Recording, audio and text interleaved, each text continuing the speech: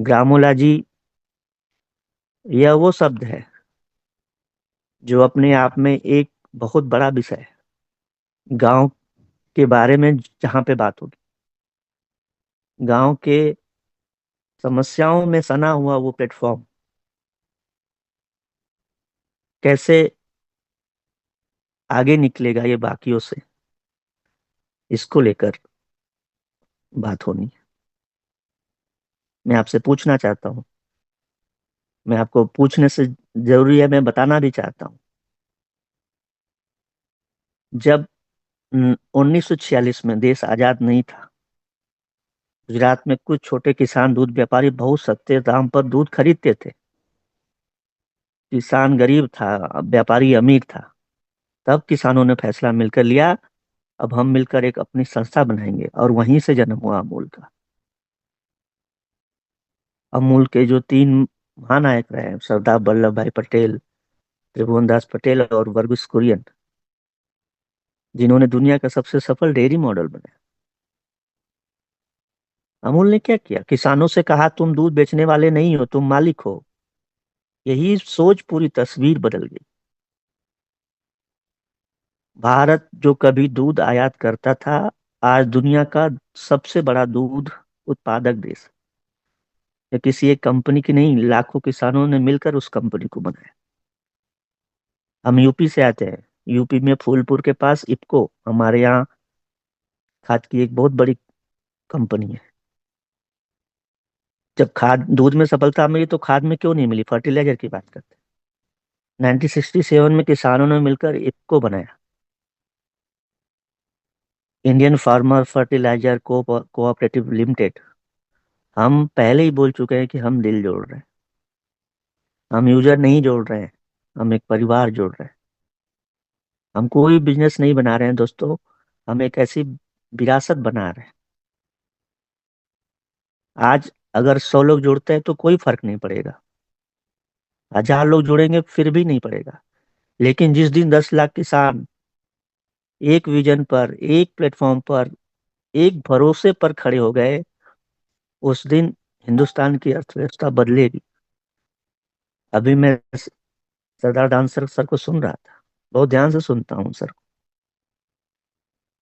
इतनी उम्र के होने के बावजूद भी जो वो लगन और जो वो अंदर वो जो आग है, शायद यहाँ प्लेटफॉर्म पे बैठे जितने भी साथी हैं, सबको मौका नहीं मिला 1857 या बाकी की क्रांतियों में। लेकिन इस क्रांति में अपना हाथ और अपना शरीर सब कुछ रखने का मौका है।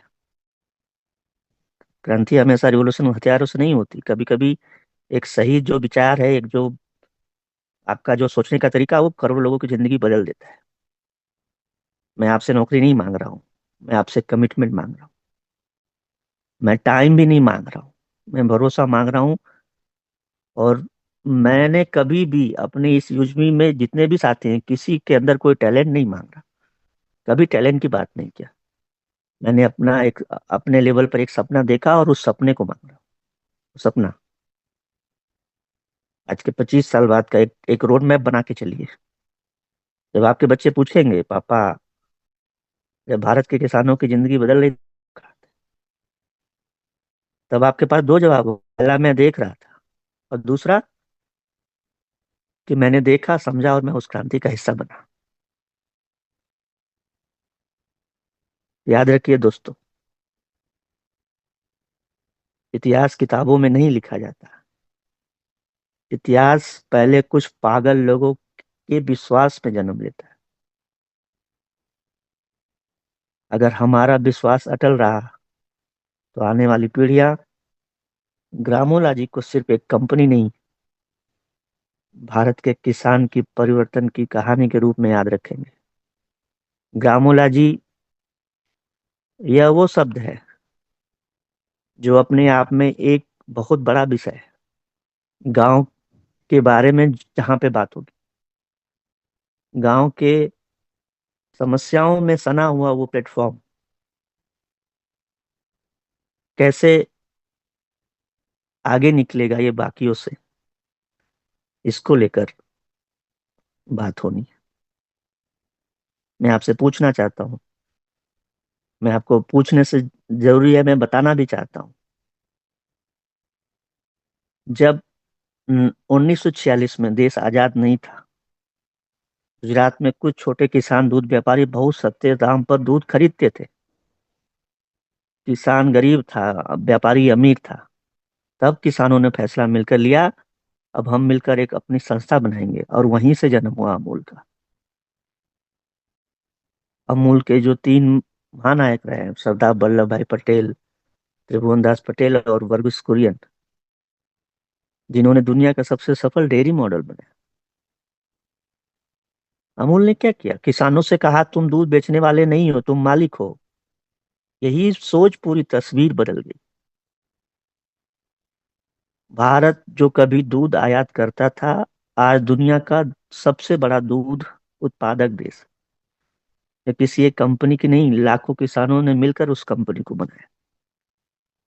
हम यूपी से आते हैं। यूपी में फूलपुर के पास इफ्को, हमारे यहाँ खाद की एक बहुत बड़ी कंपनी है। जब खाद दूध में सफलता मिली तो खाद में क्यों नहीं मिली, फर्टिलाइजर की बात करते हैं। 1967 में किसानों ने मिलकर इफ्को बनाया, Indian farmer fertiliser cooperative limited. आज इफ्को दुनिया की सबसे बड़ी किसान सहकारी संस्थाओं में गिनी जाती है। वो कहीं दूर से नहीं बनी, हमारी यूपी से बनी। और उसका कोई मालिक नहीं, उसको कोई उद्योगपति नहीं है, किसान है उसका मालिक। यानी यहाँ देखने और समझने की बात है कि जब किसान मालिक बनता है, तब इतिहास बनता है। गूगल किसका है, शेयर होल्डर का। अमेजन किसका है, शेयर होल्डर का। फेसबुक किसका है, शेयर होल्डर का। अमूल किसका है, किसानों का। इफको किसका है, किसानों का। और यही वो अंतर है जो भारत को बदलेगा। ग्रामोलॉजी भी उन्हीं किसानों की बात करेगा, और वही किसान ही बनाएंगे, वही किसान इसके मालिक होंगे। हम अमूल को कॉपी करने की बात ही नहीं कर रहे, हम इफको को कॉपी करने की बात नहीं कर रहे। हम अगले 25 साल की एक रूपरेखा रखना चाहते हैं जो किसानों की नई अर्थव्यवस्था बने। यूजमी के अंतर्गत ग्रामोलॉजी का जो विजन है, उसमें हर किसान वेरीफाई हो, डिजिटली रूप से एजुकेटेड हो, कनेक्टेड हो, और मार्केट से डायरेक्ट जुड़ा हो। और वो मार्केट सिर्फ सीमित ना हो किसी क्लस्टर या ब्लॉक लेवल या डिस्ट्रिक्ट लेवल या सिर्फ इंडिया लेवल पे नहीं, वो दुनिया के हर एक मार्केट से जुड़ा हो। ऐसा कुछ करने की अगर जज्बा है, तब हम ग्रामोलॉजी की बात करें। दलाल कम होंगे, ज्यादा कमाई होगा। आज तक किसान दूसरों के ब्रांड बनाता रहा है। यूजमी के माध्यम से, ग्रामोलॉजी के माध्यम से हम एक ब्रांड बना सकते हैं। हम आज कोई ऐप लॉन्च नहीं कर रहे हैं और न उसकी बात कर रहे हैं। हम आने वाली पीढ़ियों की किस्मत सही रूप में, सही दिशा में जाए, उसकी बात कर रहे हैं। 25 साल बाद जब भी भारत का इतिहास यूजमी के माध्यम से, ग्रामोलॉजी के माध्यम से लिखा जाए, तो मैं बस चाहता हूँ कि जब भी ग्रामोलॉजी और जब ऑर्गेनिक की बात हो, उसमें एक नाम सबसे आगे हो, वो हो ग्रामोलॉजी, यूजमी। एक समय था जब कुछ लोगों ने जूम मीटिंग में बैठकर फैसला किया था, यह किसान सिर्फ फसल नहीं उगाएगा, 25 साल बाद ये याद रखा जाएगा, अपना भविष्य भी उगाएगा। और उसी दिन, मैं 25 साल इसलिए नहीं बोल रहा हूँ कि ये छोटा मोटा एक कोई सपना है और ये अचानक से होने वाला है। भारत की अगली किसान क्रांति की शुरुआत हम कर सकते हैं, हम सभी लोग मिलकर करना चाहते हैं। सवाल ये नहीं है कि ग्रामोलॉजी सफल होगा या नहीं होगा। सवाल यह है कि जब एक ऐसी ऐतिहासिक क्रांति की बात होगी, खासतौर से जो किसानों के लिए काम करे, तो क्या उसमें हमारा, आपका, ग्रामोलॉजी का, यूजमी का क्या नाम होगा कि हमने क्या दिया। और हमेशा देने की बात होती है, तब ये बात मैं कर रहा हूँ। मैं थोड़ा सा स्क्रीन शेयर करके दिखाने की कोशिश आप लोगों को करता हूँ। दिख रहा है क्या sir? Yes sir, yes yes sir, sir. दिख रहा है सर। तो इस तरह का कुछ प्लेटफॉर्म होगा। जहाँ पर कितने फार्मर है, कितना परचेजिंग हो रही है, उनको कमीशन किस लेवल पर डिस्ट्रीब्यूट हो रहा है। फार्मर का डिटेल अगर देखना होगा तो ये डिटेल इस तरह से दिखेंगी, जैसा कि मैपिंग में दिख रहा है लगभग वैसा ही रहेगा, लेकिन उसके अंतर्गत जो डिटेल आएंगी, जैसे फॉर्म की डिटेल आएगी, कितने फॉर्म है, खसरा नंबर क्या है, लोकेशन क्या है, बोरवेल की स्थिति कैसी है, ड्रिप इरिगेशन है कि नहीं, रेन कैसा है, उनके पास कौन कौन से इक्विपमेंट है, उनके पास कौन कौन से मतलब स्टॉक वगैरह है, हाँ, उनके जो सॉइल है उसका जो पूरा डेटा है। तो ये इस तरह का ये पूरा हम लोग तैयार कर रहे हैं, और ये सारी चीजें दिखेंगी। उसके अलावा अगर हम ये जीपीपी पार्टनर की बात मैं कर रहा हूँ, उनके पास ये एप्लीकेशन होंगे, ठीक है। और कैटेगरी वाइज कोई पेस्टिसाइड हो कंपनी के माध्यम से, फर्टिलाइजर हो, सीड हो, मशीनरी हो, या ऑर्गेनिक से संबंधित, इरिगेशन से संबंधित, ड्रिप इरिगेशन हो, या किसी भी तरह की जो भी सिंचाई से संबंधित हो, लाइव स्टॉक वगैरह हो, यहाँ से ग्राम पंचायत पार्टनर, जीपीपी पार्टनर अपने प्रोडक्ट को परचेज भी करेगा, खासतौर से जो उसका एक स्टोर होगा जो कि किसानों के लिए काम करेगा, और यहाँ से परचेजिंग का भी काम वो करता रहेगा। सेम वैसे ही है, और ये पूरी हिस्ट्री वगैरह वैसे दिखेगी कि आखिर इतने किसानों से क्या प्रोडक्ट खरीदा गया। तो ये एक छोटा सा बस आपको दिखाने का कारण यही है कि सिर्फ इतना नहीं है कि बातें हो रही है, ग्रामोला जी अपने लेवल पे हम लोग स्टार्ट करने जा रहे हैं। यहाँ से फार्मर की डिटेल, फार्मर से संबंधित सारी परचेजिंग से डिटेल, उसकी payment, milk collection, soil testing हो या कुछ भी हो, ये ग्राम पंचायत पार्टनर के पास ये एप्लीकेशन रहने वाला है। और ग्राम पंचायत पार्टनर मात्र 1999 रुपए में हम लोग ऑनबोर्ड करेंगे, जिसमें 1000 यूएसपी भी डिस्ट्रीब्यूट होगा। ठीक है दोस्तों, 1000 यूएसपी का डिस्ट्रीब्यूशन होगा। 1999 रुपए एक ग्राम पंचायत पार्टनर के लिए चार्ज करेगी कंपनी। एक ग्राम पंचायत एक व्यक्ति होगा जो कि किसानों को ऑनबोर्ड वही करेगा, और किसान जब रजिस्टर्ड होंगे उस गांव के, सिर्फ और सिर्फ ग्राम पंचायत पार्टनर के ही माध्यम से रजिस्टर्ड होंगे, और वो भी किसान यूजमी का भी एक यूजर बनेगा। तो उस पूरे गांव का रेफरल उस पर्टिकुलर एक जीपीपी पार्टनर को होने वाला है। उस गांव का कोई भी अकाउंट भले कैसे से बना ले हो, लेकिन जब वो किसान बनेगा तो जीपीपी पार्टनर के माध्यम से बनेगा। तो एक छोटा सा ग्रामोलॉजी को लेकर एक अपडेट है। रही बात, हम अब बात कर रहे हैं दोस्तों अपने 15 अगस्त के टूर के लिए। तो ये टूर अमृतसर प्लेस डिसाइड कर लिया गया है, 14, 15 और 16 अगस्त वो डेट होने वाली है। एक बदलाव हम लोगों ने जरूर इसमें किया है, टारगेट के रूप में मावेन एंड एवक, नए मावेन साथी जो बनेंगे वो 100% एलिजिबल होंगे 20 तारीख के बाद। जो साथी अपने पुराने रैंक पे रह चुके होंगे, जैसे मान लीजिए कि आज के दिन में कोई मावेन है या एस है, अगर वो अपने रैंक को अपग्रेड नहीं करेगा तो कंपनी उस पर 50% उसको खर्च अपना जो भी उस टूर का होगा वो कंपनी वहन करेगी। तो इन्फ्लुएंसर जैसे ही मावेन बनेगा 100% एलिजिबल होगा। ठीक है, डेट वही है, 20 तारीख से 10 अगस्त। एक तरह से और ज्यादा से ज्यादा लोगों को कैसे लेके जाया जाए, इसको लेकर ही प्लानिंग चल रही है। 1 जुलाई से सेलर अपने प्रोडक्ट को ऑनबोर्ड करना शुरू करेंगे। 8 या 9 अगस्त को एप्लीकेशन में जो नए डिजाइन हमने दिखाए थे अपना सेलर अकाउंट से संबंधित, अपने सारे प्रोडक्ट जो भी लिस्टेड होंगे वो दिखने लगेंगे, और वो अपडेट भी आ जाएगा 8 या 9 तारीख को, जुलाई को।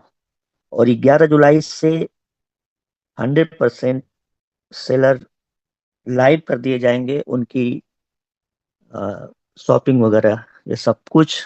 एक फाइनल अपडेट है, 11 जुलाई से ये कंप्लीट कर लिया जाएगा। उसके अलावा अमृतसर का जो प्रोग्राम होगा वो 3 दिन का है, 14, 15 और 16। कब कहाँ कितने दिनों का ये प्रोग्राम जो हो रहा है, कब कहाँ, मतलब अमृतसर के आसपास हो सकता है, 200 किलोमीटर के रेंज में कोई एक सिटी हो सकती है जहां पर हम लोग एक दिन और रखा जाएगा वहां का प्रोग्राम, वो डिसाइड करेंगे बजट के हिसाब से। लेकिन 3 दिन का प्रोग्राम ये होने जा रहा है। तो सेलर से संबंधित 1 जुलाई से सारे सेलर अपने प्रोडक्ट को लिस्ट कर पाएंगे। 8 तारीख से अपडेट हम लोग डालने की कोशिश करेंगे, 9 या 10 तारीख को अपडेट आ जाएगा। 11 तारीख से फाइनल जो भी प्रोडक्ट लिस्टिंग होंगे वो प्रोडक्ट यूजर खरीद पाएगा और वो बदलाव एप्लीकेशन में दिख जाएगा। तो मोटा मोटी ये अपडेट है। सबसे बड़ी चीज, इन्फ्लुएंसर को राहत दिया गया है। इन्फ्लुएंसर जैसे ही माविन बनेगा, 20 तारीख के बाद जिनका रैंक अपग्रेड होगा वो 100% एलिजिबल होंगे। और मावेन एंड एबव जो पहले से ऑलरेडी मावेन है या अपने रैंक पर जो काबिज होंगे उनको कंपनी 50% का कंसेशन देगी। मतलब 50% कंपनी की तरफ से और 50% उनकी तरफ से खर्च देना होगा। और अगर वो अपने रैंक को अपग्रेड करते हैं तो 100% कंपनी टूर के लिए उनको एलिजिबल मानेंगी। तो ये मोटा मोटी अपडेट है। खासतौर से अभी डिस्ट्रिक्ट फ्रेंचाइजी को लेकर जो चीजें हैं, मैं पुणे में हूँ, 2 दिन पहले ही आया हूँ।